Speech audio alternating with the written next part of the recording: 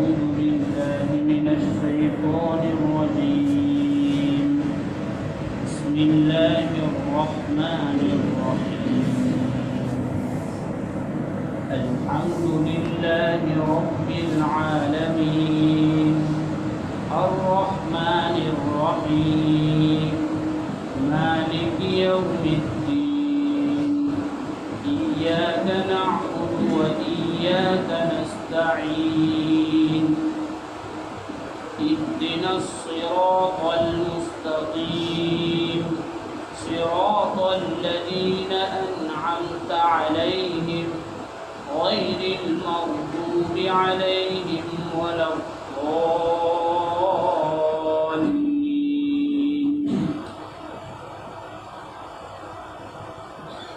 اعوذ کا ترجمہ کہ میں پناہ میں آتا ہوں اللہ کی اس شیطان سے جس کو اللہ نے اپنے دربار سے نکال دیا۔ بسم اللہ کا ترجمہ میں شروع کرتا ہوں اس اللہ کے نام سے جس کی رحمت بہت زیادہ ہے اور جس کی رحمت بہت گہری ہے۔ الحمدللہ رب العالمین، تمام تعریف اللہ کے لیے ہے جو تمام جہانوں کا پالنہار پروردگار ہے۔ الرحمن الرحیم، جو بہت مہربان نہایت رحم والا ہے۔ مالک یوم الدین، بدلے کے دن کا، جزا کے دن کا، سزا کے دن کا وہ پورا مالک ہے۔ ایاک نعبد، اے اللہ ہم تیری ہی عبادت کرتے ہیں، وایاک نستعین، اور ہم تجھ ہی سے مدد مانگتے ہیں۔ اہدنا الصراط المستقیم، اے اللہ ہمیں سیدھا راستہ بتا۔ صراط الذین انعمت علیہم، ان لوگوں کا راستہ جس پر تو نے انعام کیا ہے۔ غیر المغضوب علیہم ولا الضالین، ان لوگوں کا راستہ نہیں جس پر تیرا غصہ اترا ہے اور جو لوگوں کو بھٹکانے والے۔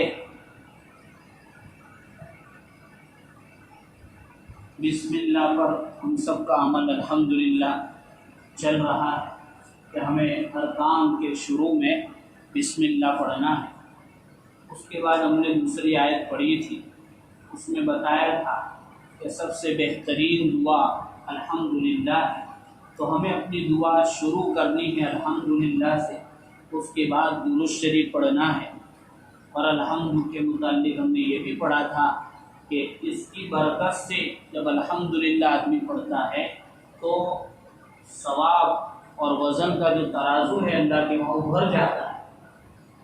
اس کے ذریعے جنت کے چٹیر میدان میں گھر بنتا ہے، ہمارے لیے درخت لگتے، اور اس میں ایک عقیدہ بتایا تھا کہ اللہ ہی عبادت کے لائق ہے اور اللہ ہی ہم سب کی ضرورتیں پوری کرتا ہے، تو یہ عقیدہ آیا تھا۔ اب آج دوسری آیت ہے الرحمن الرحیم۔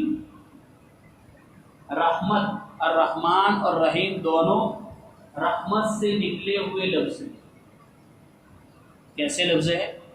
اور عربی زبان کے کچھ الفاظ ایسے ہیں کہ جس کا بھاشانتر ترجمہ کسی بھی زبان میں پاسبل نہیں، یعنی اس کے اندر اتنے معانی ہیں کہ کسی زبان میں اتنی طاقت نہیں ہے کہ اس کا ترجمہ کر سکے، یہ ان الفاظ میں سے۔ اسی طرح رحمت جو ہے، حضرت مولانا علی میاں رحمۃ اللہ علیہ فرماتے ہیں کہ یہ ایک ایسی چیز ہے جس کی دنیا کے ہر انسان کو ضرورت ہے۔ رحمت کیسی چیز ہے کہ دنیا کا ہر انسان اس کا محتاج ہے، مالدار بھی محتاج ہے، غریب بھی محتاج ہے، بادشاہ بھی محتاج ہے اور اس کی رعایا بھی محتاج ہے، بچہ بھی محتاج ہے، بوڑھا بھی محتاج ہے، جوان بھی محتاج ہے، بیوی بھی، عورت بھی، جس شکل میں ہو محتاج ہے، جانور بھی محتاج ہے۔ اس لیے دنیا کے اندر آپ کسی کو بھی پوچھو کہ بھئی تجھے رحمت کی ضرورت ہے تو ہاں ہی کہے گا، چاہے اس کے لیے لفظ دوسرا ہو۔ دیا کی ضرورت ہے، مہربانی کی ضرورت ہے، قربا اور قریبا کی ضرورت ہے، وہ نہ نہیں کہے گا، ہر ایک کو ضرورت ہے۔ چھوٹا بچہ بھی محتاج ہے اور بڑا بھی محتاج، یہ ایسا لفظ ہے۔ اور فرمایا اب دو لفظ ہے، رحمان کا کیا مطلب اور رحیم کا کیا مطلب۔ رحمان کا مطلب یہ ہے کہ جس میں رحمت بہت زیادہ، بہت پھیلی ہوئی ہو۔ اس لیے جو تفسیر کرنے والے علماء کرام ہیں وہ رحمان کا مطلب بتاتے ہیں کہ رحمان الدنیا، رحمان کا لفظ کہاں بولا جائے گا؟ دنیا کے لیے بولا جائے گا۔ کیا مطلب؟ تاکہ اللہ کی رحمت اتنی وسیع ہے، اتنی وسیع ہے کہ یہ کافر پر بھی برستی ہے اور مومن پر بھی برستی ہے۔ دنیا کے اندر، دنیا کے اندر یہ جو رحمت ہے رحمان، وہ مومن کے لیے بھی ہے اور کافر کے لیے بھی ہے۔ اس لیے دیکھیں گے کہ اللہ نے کھلانے پلانے کی ذمہ داری سب کی اپنے پاس رکھی ہے۔ رکھی ہے نہیں رکھی؟ کافر بھی کھاتا نہیں کھاتا، منافق بھی کھاتا نہیں کھاتا، ہر ایک کو اللہ گھر، روٹی، کپڑا، مکان دیتا نہیں دیتا۔ اس لیے 15ویں پارے میں اللہ نے فرمایا کُلًّا نُمِدُّ هَٰؤُلَاءِ وَهَٰؤُلَاءِ مِنْ عَطَاءِ رَبِّكَ وَمَا كَانَ عَطَاءُ رَبِّكَ مَحْظُورًا، کہ ہم ان کو بھی دیتے ہیں، ان کو بھی دیتے ہیں، اس کی بخشش رکی ہوئی نہیں ہے کسی کے لیے۔ یہ اللہ کی رحمت سب کے لیے ہے، چاہے وہ اللہ کو مانتا ہو یا مسلم۔ دیکھتے ہیں ہماری یہ جھوٹی نظریں یہ بھی دیکھتی ہے کہ جو اللہ کو مانتے نہیں یا اللہ کے ساتھ کسی کو پارٹنر اور بھاگیدار بناتے ہیں یا اللہ کو بالکل نہیں مانتے، جیسے دہری اور ناستک لوگ، اللہ ان کو بھی کھلاتا ہے، ان کو بھی پلاتا ہے، ان کو بھی ترقیاں دیتا ہے، ان کی بھی ضرورتیں پوری کرتا ہے، ہر ایک کو دیتا ہے۔ اور حضور پاک صلی اللہ علیہ وسلم کی دعاؤں میں یہ چیز ہے جس کا حاصل یہ ہے کہ اللہ اس پوری امت کو کوئی بھی ایسا عذاب یا کوئی بھی ایسا بادشاہ بھیج کر ایسا نہیں کرے گا کہ بالکل جڑ بوٹ سے ختم کر دے، تو اس میں مومن بھی اور کافر بھی۔ تو یہ اللہ کی رحمت کہ سب کے لیے ہے دنیا میں۔ اسی لیے ایک شخص نے کتنے قتل کیے؟ 99۔ اس کو دل میں آیا کہ یار میرے سے بھول ہو گئی، تو گیا ایک بزرگ کے پاس، عیسائی تھا، تو اس نے کہا کہ شرم نہیں آتی 99 قتل کر کے؟ وہ کہتے ہیں نا 100 چوہے کھا کے بلی حج کو چلی، کہتے ہیں چیز ہیں کہ 99 قتل کر دیے اور معافی مانگتا ہے، کوئی توبہ کا راستہ ڈھونڈتا ہے۔ تو اس کو غصہ آیا اور کہا کہ چل سینچری پوری، اس کو بھی نمٹا دیا۔ لیکن مہاراج اس کے دل میں دھڑس پیدا ہوئی تھی، ایک چبھن پیدا ہوئی تھی، تو وہ کوشش میں رہا اور اللہ نے اس کے لیے توبہ کا راستہ کھولا۔ یہ ہے رحمان، یہ ہے رحمان دنیا میں ہر ایک کے لیے۔ حضرت ابراہیم بن ادہم رحمۃ اللہ علیہ کہتے ہیں کہ ایک دن میں گھر میں بیٹھا تھا تو مجھے ایسا لگا کہ باہر تھوڑا نکلوں دریا کے کنارے، تھوڑا واکنگ کے لیے، تفریح کے لیے۔ تو میں نکلا تو دیکھا کہ ایک بچھو ہے، وہ پھٹافٹ جا رہا ہے دریا کے کنارے۔ سمندر میں سے ایک کاچبا یا ایک بڑا مینڈک آیا، یہ بچھو اس پر سوار ہوا، پھٹافٹ وہ بچھو اس پر بیٹھ کر ادھر کے کنارے گیا۔ یہ بزرگ بھی کسی راستے سے کشتی سے وہاں پہنچے تو دیکھا کہ ایک درخت کے نیچے ایک آدمی بالکل نشے میں چور، ڈرنکنگ کر کے، ڈرنکنگ تو سمجھو، दारू पी के बिल्कुल नशे में चूर सोया हुआ है, उसको कुछ भान नहीं है, और एक सांप उसको यहाँ तक पहुँच गया, पैर की तरफ से चढ़ता चढ़ता यहाँ तक, अब वो डंक मारने की तैयारी है। बिच्छू ने फौरन उस सांप को ऐसा काटा कि वो सांप उधर ही मर गया। उसके बाद इब्राहिम बिन अदम रहमतुल्लाह अलैह ने उसको उठाया और कहा उठ। तो उसने बिच्छू को देखा तो मारने जा रहा था, तो कहाँ मारने जा रहा है, ये तो तेरी जान बचाने आया था। पूरा वाकया सुना है। तो उसने क्या लफ्ज कहा कि अल्लाह, तेरा एक गुनहगार के साथ ऐसा मामला है तो तू अपने नेक लोगों के साथ कैसा मामला करता। तो ये रहमान दारू पी के अल्लाह की नाफरमानी करके एक जहरीला जानवर उसको काटने जा रहा है, तो एक जहरीला जानवर उसको क्या कर रहा है, बचाने जा रहा है। ये अल्लाह की रहमत। हज़रत ज़ुन्नुन मिस्री रहमतुल्लाह अलैह फरमाते हैं कि एक दिन मैं दावत में गया हुआ था, तो दावत में खाने बैठे थे, कौवा आया, रोटी उठा के भाग गया। उसके पीछे पीछे आदमी को लगाया तो देखा कि वो एक घाटी के ऊपर गया और वहां एक आदमी हाथ पैर बंधा हुआ कैद में पड़ा था, उसको उसने रोटी दी। किसने? कौवे। ये है रहमान, इसको कहते हैं रहमान। हदीसों में आता है कि अल्लाह ने 100 रहमत के कितने हिस्से पैदा किए हैं? 100, और एक हिस्सा सिर्फ दुनिया में उतारा है, 99 अपने पास रखे हैं, और उसका वो क़यामत के दिन, हश्र के दिन इस्तेमाल करेगा। तो आज देखते हैं कि माँ को अपनी औलाद से कितनी मोहब्बत है। एक शेर है जो लोगों को फाड़ खाता है, लेकिन उसको भी अपने बच्चों से कितनी मोहब्बत होती है, और हमें भी एक दूसरे से कितनी मोहब्बत होती है। तो ये अल्लाह की एक रहमत का एक हिस्सा है, उसका मालूम नहीं मेरे और आपके हिस्से में कितना आया होगा। उसमें हमारे अंदर बहरहाल किसी न किसी दर्जे में दूसरों के लिए मोहब्बत, प्यार, दया, मेहरबानी होती है, तो वो कैसा रहमान होगा। अल्लाह की रहमत को मैं और आप क्या समझ, बस अल्लाह हमें उस पर यकीन नसीब फरमाए। तो ये है रहमान। दूसरा लफ्ज़ इस्तेमाल किया है अर्रहीम। रहीम का लफ्ज़ मुफस्सिरीन कहते हैं कि इसमें ऊंडाई क्या है, गहराई है, ऊंक है, डीप में जाना पड़ेगा, ताकि इसका तर्जुमा किया जाता है कामिल रहमत। कैसी रहमत? कामिल रहमत, ताकि इसको इस्तेमाल किया जाए आखिरत में। रहीमुल आखिरा, कि अल्लाह ताला आखिरत में पूरी पूरी रहमत करेगा। देखो दुनिया में है ना, अल्लाह ने 3 आलम बनाए टोटल, ऐसे बहुत सारे आलम हैं। एक आलम तो जन्नत है, एक आलम दोज़ख है, और एक आलम ये दुनिया है। तो दुनिया में हर राहत में तकलीफ है दुनिया में, इसलिए वहाँ रहमत कामिल नहीं हो सकती। आदमी एक टैबलेट पी, सर दर्द हो रहा, सर दर्द मिट जाएगा, लेकिन दूसरा इफेक्ट शुरू हो जाएगा। आदमी को बहुत होटल में गया खाने का, पेट भर के खा लिया, लेकिन फिर आगे का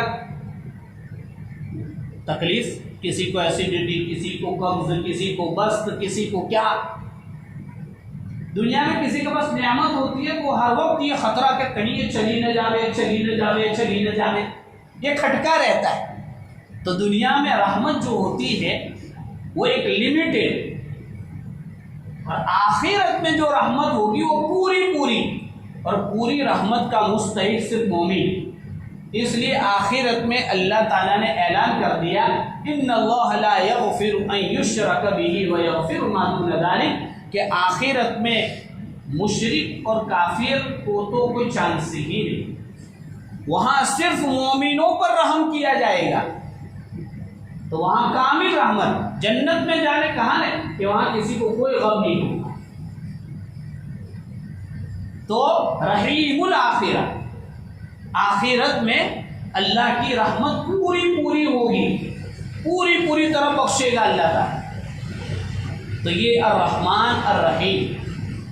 तो इसमें एक बात तो हमें ये समझ में आई کہ اللہ کی ذات میں اصل رحمت ہے۔ اسی لیے حدیث میں آتا ہے کہ سبقت رحمتی علی غضبی، کہ میری رحمت میرے غصے پر غالب ہے، میری رحمت میرے غصے پر غالب ہے، یعنی میری رحمت۔ اسی لیے سورہ فاتحہ میں ایک بھی اللہ کی صفت غصے والی بیان نہیں کی ہے۔ اللہ کی ذات میں اصل رحمت ہے۔ اس لیے پہلا سبق تو اس آیت کا ہم سب کے لیے یہ ہے کہ ہم اللہ کی اس رحمت سے خوب فائدہ اٹھائیں، اور ہم سب سے بڑی گناہ ہو جاتے ہیں، ہوتے رہتے ہیں، تو مایوس نہیں ہونا ہے، اللہ سے معافی مانگ لے۔ 100 کے قاتل کو معاف کر سکتا ہے تو ہمیں اور آپ کو نہیں معاف کرے گا۔ پھر نیت پکی توبہ کر کے معافی مانگنے کی۔ پھر کبھی بھول سے ہو گیا، یار میں تو بار بار گناہ کرتا ہوں، بار بار توبہ توڑتا ہوں، اللہ کے سامنے جاتے شرم آتی ہے، نہیں، بار بار جب بھی ایسا ہو جاتا ہے، اللہ نے اپنی صفت اسی لیے بیان کی ہے کہ ہم اس کے دربار میں جا کے اپنی معافی کو مانگیں، تو مانگیں گے۔ الرحمن الرحیم کا دوسرا سبق میرے اور آپ کے لیے یہ ہے کہ حدیث میں آتا ہے، اللہ تعالیٰ فرما، حدیث قدسی ہے، تخلقوا باخلاق اللہ، کہ اے میرے بندو میری جو صفات ہے تم اس کو اپنے اندر پیدا کرو۔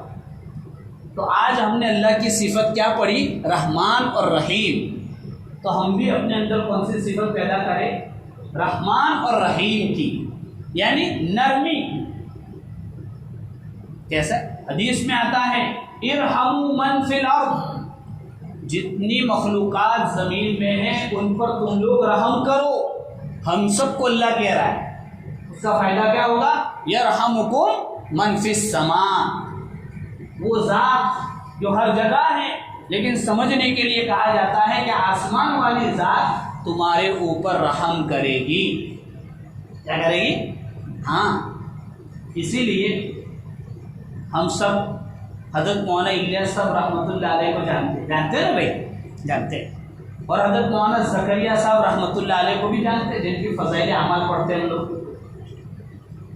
تو حضرت شیخ زکریا رحمۃ اللہ علیہ پڑھاتے تھے مظاہر میں، تو ظاہری بات ہے چھوٹے بچے ہوتے ہیں، بڑے بچے ہوتے ہیں، کبھی اونچ نیچ ہوتی ہے، تو کچھ بچے ہوتے تھے تو بار بار شرارت کرتے تھے، تو ایک بچے سے ناراض ہو گئے، تو وہ معافی مانگنے گئے وہ بچہ مولانا کے پاس، تو مولانا الیاس صاحب رحمۃ اللہ علیہ بھی بیٹھے ہوئے تھے وہاں پہ، تو بچے نے معافی مانگی، تو تھوڑا وہ شیخ زکریا وہ کر رہے تھے، یار بار بار تو پریشان کرتا ہے، بہت ستاتا ہے،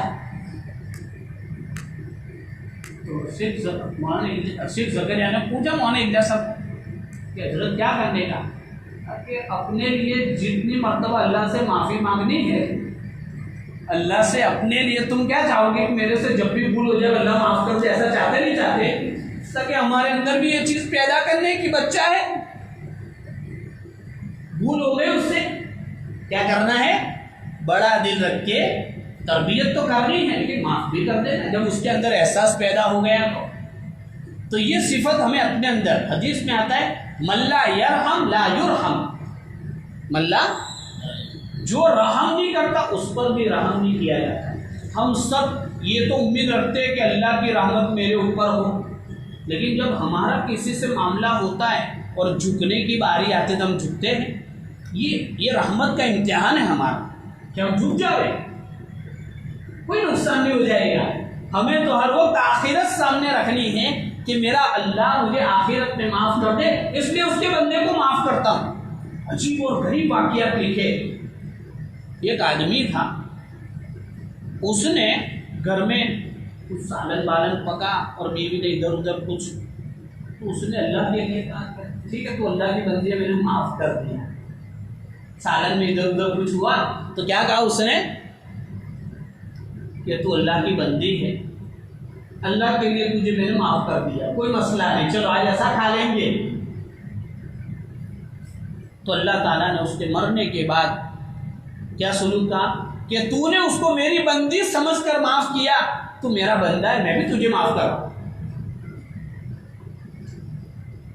اس لیے بزرگوں نے لکھا ہے رحمت حق بہانہ می جو ہے اللہ کی رحمت تو معاف کرنے کا بہانہ ڈھونڈتی ہے، پیسے تھوڑی مانگتی ہے، قیمت نہیں مانگتی اللہ کی رحمت۔ ایک فاحشہ عورت نے کیا کیا، ایک بلی یا کتے کو پانی پلا دیا تو اللہ نے مغفرت کر دی۔ تو اس لیے ہمارے اندر یہ صفت، یہ آج کا دوسرا سبق ہے، چونکہ ہم لوگ خالی کانوں کے عیاشی کے لیے نہیں سن رہے، ہم سب قرآن کریم کو ہدایت کے لیے سن رہے۔ تو دوسرا سبق الرحمن الرحیم میں میرے اور آپ کے لیے کیا ہے کہ ہم اپنی اولاد کے ساتھ، اپنے چھوٹے بھائیوں کے ساتھ، اپنی بیوی کے ساتھ، اپنے بھائیوں اور بہنوں کے ساتھ، اپنے محلے کے غریب کمزور طبقے کے ساتھ کیا کون سا معاملہ کرے، رحم کا، نرمی کا، مہربانی کا۔ اس نے کتابوں میں لکھا ہے نرمی سے جو کام ہوتا ہے وہ سختی سے نہیں ہوتا ہے۔ اس لیے محبت سے نفرت والے دلوں کو بھی جیتا جا سکتا ہے۔ اس لیے آج کا یہ سبق ہے۔ تیسری بات، اس آیت کے اندر اللہ تعالیٰ نے ایک عقیدہ بیان کیا ہے، اور الحمدللہ میں بھی ایک عقیدہ آیا توحید کا، اس کے اندر رسالت کا عقیدہ ہے، یعنی رسول اللہ صلی اللہ علیہ وسلم پر ایمان لانے کا عقیدہ۔ کیسے بیان کیا ہے؟ تاکہ اللہ رحمان ہے، رحیم ہے، تو اللہ نے ہر ضرورت کی چیز ہمارے دنیا میں آنے سے پہلے پیدا کر دی۔ کھانے کی ضرورت تھی، پینے کی ضرورت تھی، ساری ضرورتیں پیدا کی۔ تو ہم سب کی سب سے بڑی ضرورت کیا ہے بھائی؟ دین ہے، ایمان ہے، ہدایت ہے۔ تو اس کے لیے بھی کوئی رہبری کرنے والا چاہیے، چونکہ اللہ نے ہمیں جو سمجھ دی ہے، ایک تو ہم آنکھ سے کچھ سمجھ سکتے، کان سے سن سکتے، ناک سے سن سکتے، ہاتھ سے چھو کر دیکھ سکتے ہیں، اور زبان سے چکھ سکتے۔ تو ان چیزوں کی جو سمجھ ہے وہ لمیٹیڈ ہے، ہر چیز نہیں سمجھ سکتی۔ پھر ان کی سمجھ جہاں پوری ہوتی ہے اس کے بعد عقل کا کام شروع ہوتا ہے۔ پھر عقل جہاں بند ہوتی ہے نا، وہاں آگے کی باتیں کون سمجھا سکتا ہے؟ اللہ، اور اللہ سے ہم براہ راست تو سمجھ نہیں سکتے۔ تو اللہ نے اپنے میسنجر، اپنے پیغامبروں کو بھیجا، تو رسول اللہ صلی اللہ علیہ وسلم کو بھیجا، یہ بھی اللہ کی رحمت ہے۔ اور اللہ نے رسول اللہ صلی اللہ علیہ وسلم کو رسول بنا کر بھیجا۔ کیا بنا کر بھیجا؟ اللہ نے رسول بنا کر بھیجا، تو یہ بھی رحمت ہے۔ تو ہم رسول پر ایمان لاوے، کیا کرنا ہے؟ رسول پر، کہ حضرت محمد صلی اللہ علیہ وسلم اللہ کے رسول ہیں۔ اب رسول اللہ صلی اللہ علیہ وسلم پر ایمان لانے کا کیا مطلب؟ یہ تو ماشاءاللہ ربیع الاول کا مہینہ چل رہا ہے، ہر جگہ سیرت کی باتیں ہیں، تو ہمیں بھی سمجھنا ہے کہ ہم نبی کریم صلی اللہ علیہ وسلم کو مانتے ہیں، تو ایمان لانے کا مطلب کیا ہے؟ اس میں کتنی باتیں آئے گی؟ رسول اللہ صلی اللہ علیہ وسلم پر ایمان لانے میں کتنی باتیں آئے گی؟ اس میں سب سے پہلی بات تو یہ ہے کہ ہم یہ سمجھے کہ حضرت محمد صلی اللہ علیہ وسلم اللہ کے بندے تھے۔ کیا تھے؟ کیا تھے؟ سب سے پہلی بات، اس لیے کہ نبی کریم صلی اللہ علیہ وسلم نے اپنے آخری ایام میں یہ باتیں ارشاد فرمائی تھی کہ تم ایسا مت کریو جیسا عیسیٰ علیہ السلام کے ماننے والوں نے کیا۔ عیسیٰ علیہ السلام کے ماننے والوں نے حضرت عیسیٰ علیہ السلام کو اللہ کا بیٹا بنا دیا، اور آگے جا کے اس کو حضرت عیسیٰ علیہ السلام کو ہی معبود بنا دیا، تاکہ تم میرے احترام اور عزت میں اتنے آگے مت بڑھنا کہ میرے کو بھی معبود بنا دو۔ اس لیے سب سے پہلی بات کیا ہے؟ بندہ۔ اس لیے حضور پاک صلی اللہ علیہ وسلم ہر وقت بندگی میں رہتے تھے۔ تو پہلا آپ پر ایمان لانے کا مطلب یہ ہے کہ ہم آپ کو بندہ سمجھیں۔ دوسرا یہ کہ وہ اللہ کے رسول ہے۔ تیسرا یہ کہ سارے رسولوں کے امام ہے. ہمارے نبی صلی اللہ علیہ وسلم کیا ہے؟ سارے انبیاء کے امام ہے، سارے انبیاء سے افضل ہے، سارے انبیاء کے سردار. چوتھی بات یہ ہے کہ اللہ کے نزدیک سب سے محبوب ہے. ہمارے نبی صلی اللہ علیہ وسلم اللہ کے نزدیک سب سے محبوب ہے. یہ بھی ہمارا عقیدہ ہونا چاہیے. اور یہ بھی کہ حضرت محمد صلی اللہ علیہ وسلم آخری رسول ہے. کون سے نبی ہے؟ آخری رسول ہے، خاتم الانبیاء ہے. اب آپ کے بعد کوئی بھی نبی آئے گا، لہذا کوئی بھی اگر دعویٰ کرے کسی بھی طرح کے نبی ہونے کا تو وہ جھوٹا ہے. جیسے پنجاب میں انگریزوں کے زمانے میں قادیانی نے دعویٰ کیا تھا کہ میں نبی ہوں، تو ایسے قیامت تک بہت سارے لوگ آئیں گے. اس لیے ہمارے ذہن میں یہ بات بٹھانی ہے کہ اب آپ صلی اللہ علیہ وسلم کے بعد کوئی نبی آنے والا نہیں، آپ آخری نبی ہے. اور حضرت محمد صلی اللہ علیہ وسلم جیسے انسانوں کے نبی ہے، جناتوں کی نبی ہے، فرشتوں کے نبی ہے، جانوروں کے بھی نبی ہے. تو یہ ہمارا عقیدہ صحیح ہونا چاہیے، ایمان. اور یہ ایمان کیسا ہونا چاہیے؟ تو قرآن کی آیتوں سے علماء نے ایک مطلب نکالا ہے کہ جیسے بھی سخت حالات ہو اس میں آدمی کا ایمان نہ ڈگمگائے، رسول اللہ صلی اللہ علیہ وسلم کی سنتوں کو وہ نہ چھوڑے. کیسی بھی حالت ہو، یہ ایمان کا سچا تقاضا ہے کہ حضور پاک صلی اللہ علیہ وسلم کی سنتوں میں کامیابی. ہم دعوت کے میدان میں کہتے نہیں کہتے کہ حضور پاک صلی اللہ علیہ وسلم کی سنتوں میں 100% اللہ نے کامیابی رکھی. تو یہ رسول اللہ صلی اللہ علیہ وسلم پر عقیدے کا تقاضا ہے. اخیر میں ایک قصہ کہہ کر اپنی بات ختم کر دیتا ہوں کہ ایک سادھو تھے. کیسے؟ انہوں نے حضرت مولانا منظور نعمانی رحمۃ اللہ علیہ کے پاس آ کے کہا کہ حضرت تم جیسے حضرت محمد صلی اللہ علیہ وسلم کو رسول کہتے ہو، میں بھی کہتا ہوں. تم قرآن مجید کو اللہ کی کتاب کہتے ہو، میں بھی کہتا ہوں. تم یہ کہتے ہو کہ رسول اللہ صلی اللہ علیہ وسلم سارے نبیوں کے سردار ہیں، میں بھی کہتا ہوں، اور میں بھی جانتا ہوں اور میں بھی مانتا ہوں. تو پھر تم جنت میں جاؤ اور ہمارے سلسلے میں تو تم ہر بیان میں ایسا کہتے ہو کہ کافر تو دوزخ میں جائے گا. تو پھر تم جو بات کہتے ہو وہی میں بھی کہہ رہا ہوں. تو پھر ایک جنت میں جا رہے اور ایک دوزخ میں جا رہے، ایسا ڈفرنس کیوں ہو رہا ہے؟ تو 2 لفظوں میں جواب دے دیا مولانا نے. کیا جواب دیا؟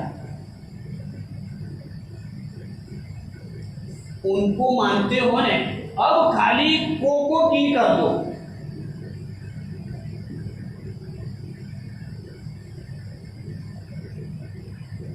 ان کو مانتے ہو نے، اب ان کی مانو. آج ہمارے میں بھی یہی فرق ہو گیا. ہم سب مانتے نہیں مانتے.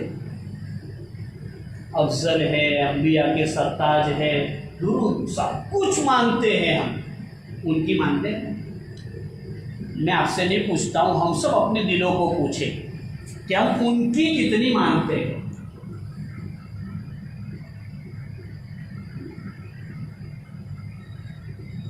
یہاں مسئلہ اٹکا ہوا ہے. جس دن ان کی ماننا میں اور آپ شروع کریں گے، دنیا کے سارے حالات ٹھیک ہو جائیں گے. صحابہ شروع میں کتنے پریشان تھے، لیکن نبی کی بات مانی تو سی ایم بھی بنے، پی ایم بھی بنے، جج بھی بنے، سب بنے. دنیا کے حاکم بھی بنے، عزت والے بھی بنے، عہدے والے بھی بنے. لیکن جس دن میں نے اور آپ نے آپ کی ماننا چھوڑ دی ہے، اس دن سے ہم نیچے جا رہے، پڑتی ہو رہی، پستی میں جا رہے. تو آج کا یہی 2-3 سبق ہے کہ بھئی اللہ کی رحمت ہے تو ہم اس سے فائدہ اٹھا لیں، توبہ کر لیں اور وہ رحمت اپنے اندر پیدا کرے. رسالت کا عقیدہ صحیح کرے اور اس کے ساتھ ان کو مانتے ہیں، بولو بھائی ان کی بھی ماننی. ابھی 4-5 دن پہلے ایک بچہ میرے پاس آیا کہ وہ کہتا ہے کہ مجھے میری زندگی سنت کے مطابق کرنی ہے، کیا کروں؟ کیا سوال کیا؟ مجھے میری زندگی آقا مدنی صلی اللہ علیہ وسلم کی سنتوں کے. میں بولا پہلے تو اپنے دن رات میں یہ لگا لے کہ کتنے کام کرتا ہے. تو اس نے کہا 6 کام کرتا ہوں. نماز پڑھتا ہوں، کھانا کھاتا ہوں، پڑھنے جاتا ہوں، سوتا ہوں، بیت الخلاء وغیرہ. یہی ہم سب کا شیڈیول ہوتا ہے، کسی کے 7، کسی کے 8، کسی کے 10.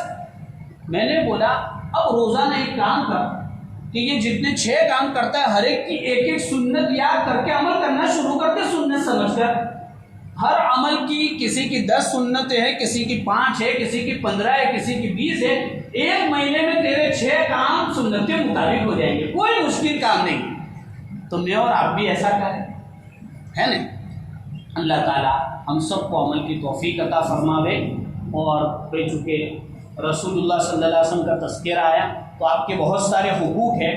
تو آج سے ہم ایک عدد کہ مجھے روزانہ اتنا درود شریف پڑھنا ہے، کم سے کم 200 مرتبہ. اور اللہ جتنی توفیق دے ربیع الاول درود شریف ہر وقت پڑھنا ہے. لیکن یہ خصوصی مہینہ ہے تو ہم اپنے تعلق کو مضبوط کرنے کے لیے کوشش کریں. اللہ ہم سب کو عمل کی توفیق عطا فرمائے. سبحان اللہ وبحمدہ، سبحانک اللہم وبحمدک، ونشهد ان لا اله الا انت نستغفرك ونتوب اليك. سبحان ربك رب العزة عما يصفون وسلام على المرسلين.